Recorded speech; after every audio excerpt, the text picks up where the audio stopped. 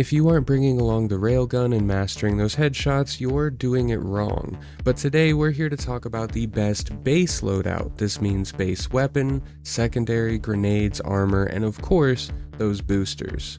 Now, grinding out the breaker incendiary from the premium war bond took a lot of time for a disappointing payoff.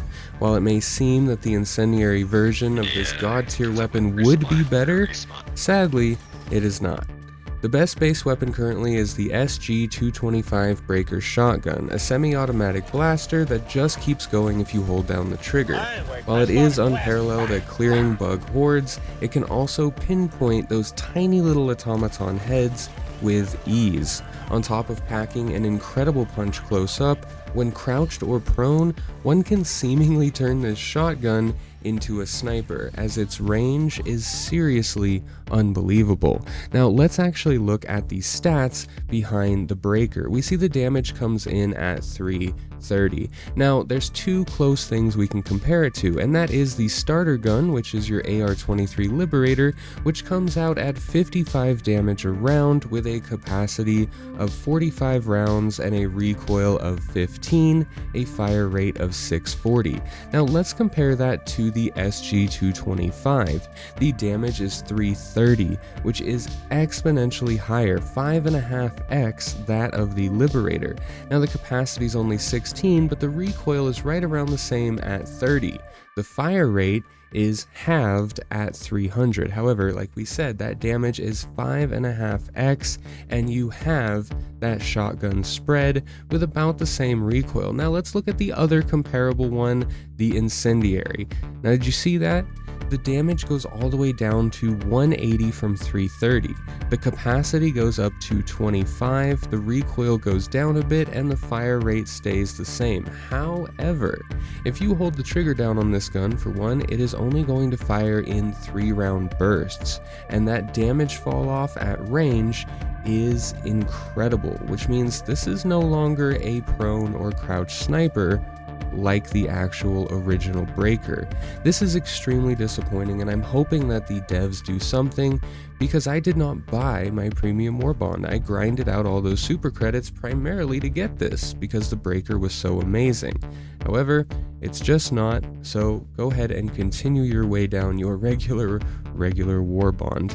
This breaker, the best base primary you can find.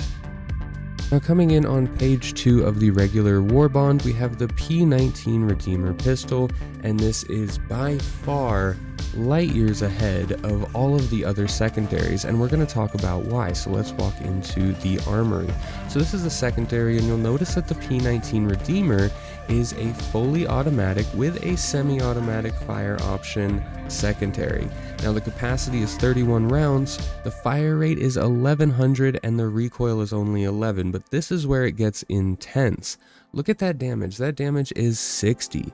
Now again, comparing it to the primary AR-23 Liberator that we get starting out, that damage is only 55. So we have, with this AR, 55 damage, a high recoil of 15, and a fire rate of 640.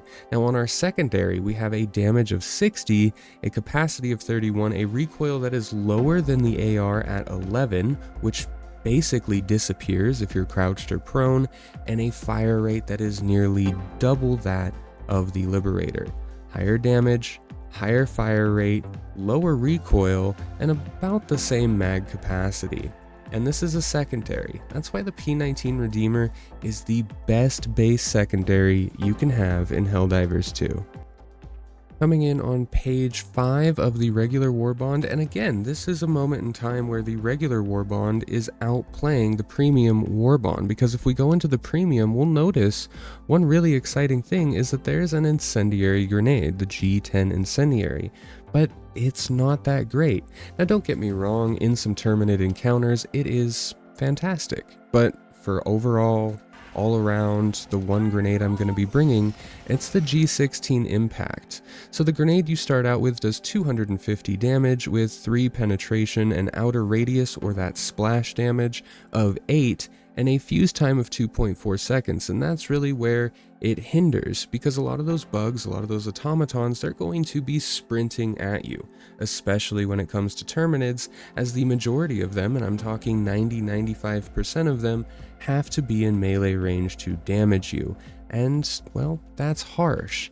When it comes to the high explosive, our damage goes all the way up to 400, but the penetration goes down to 4, the outer radius goes down to 7, and the fuse time increases even further to 3.5 seconds. The incendiary, fuse time of 2.9, outer radius of 7, the penetration is all the way down to 3, which means on higher difficulties, this is not getting through those armored targets, this is clearing those tiny little bugs on the ground, but even at that, the damage is only 150. When we come to the G16 impact, we have a penetration of 4, we have an outer radius of 7, we have a fuse time of 0.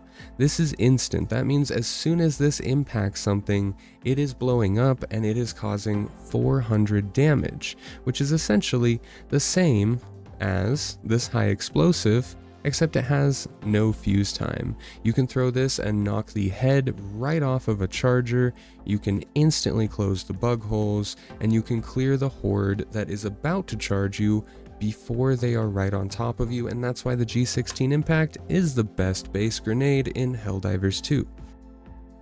Moving on over to the armor now, and this is something that I don't see a lot of people cover other than to say there's not much to it.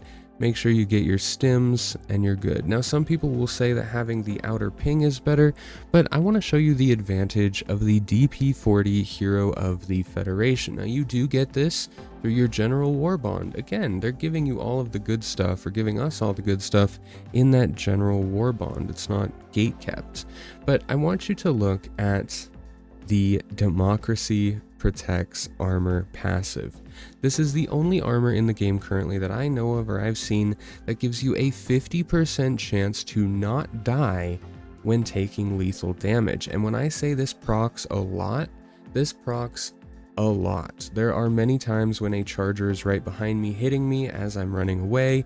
I'll be a fifth of my health, my screen is blinking, stuff is broken, I'm out of stims, and this just keeps me alive, hit after hit after hit. Now, I know a lot of this is RNG, but if you're in Helldives, if you're low on reinforcements, if you're just trying to throw down that stratagem which will allow you or your squad mates to get away, being able to sit there and take some hits at no health at all, but stay alive and keep doing what you need to do is massive. It is massive, massive, massive. Also, on top of that, it prevents all damage. Again, this is crazy. It prevents all damage from bleeding if chest hemorrhages. One of the main things that's going to happen if those chargers hit you, if those hunters get you with the tongue, if you have a saber slash to the chest, you're going to start bleeding, you're going to walk slower, you're going to be taking damage over time, and this prevents all of that. So countless times and countless dives, this armor has kept me alive. And the one downside people try to say is, well, there's no speed boost. The speed is base, it's at 500, and even at your base speed, you have the base armor rating.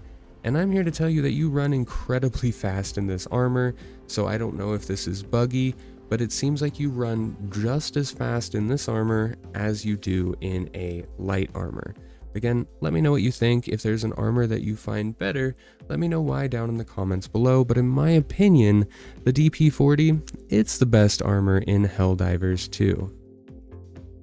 Last but not least, let's talk about boosters, and this varies heavily. Are you dropping solo, are you dropping with 2 people, or are you dropping with a full squad? And on top of that, if you're dropping with people, what level are they and what boosters do they have? Now, right out of the gate, people are going to have vitality enhancement and Hellpod space optimization. If you're running with a squad, there's a very good chance that they have it.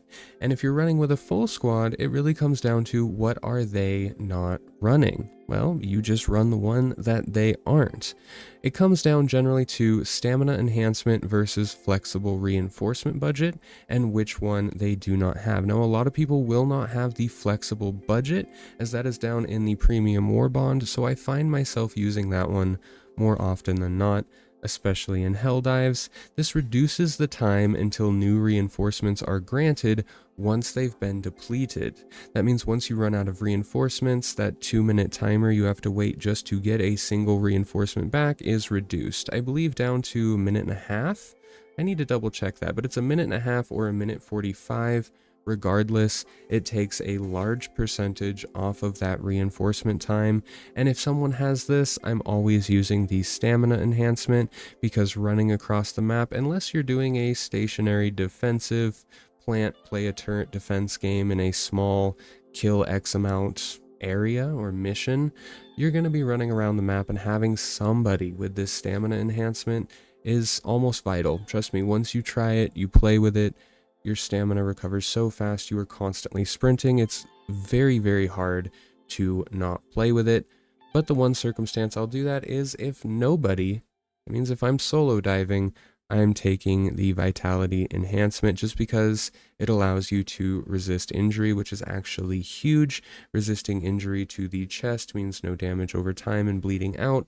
Resisting injury to the legs means you're sprinting at full speed, at full capacity. So this just is a tremendous booster and a tremendous base booster, as it's like the first one you're going to get for solo diving.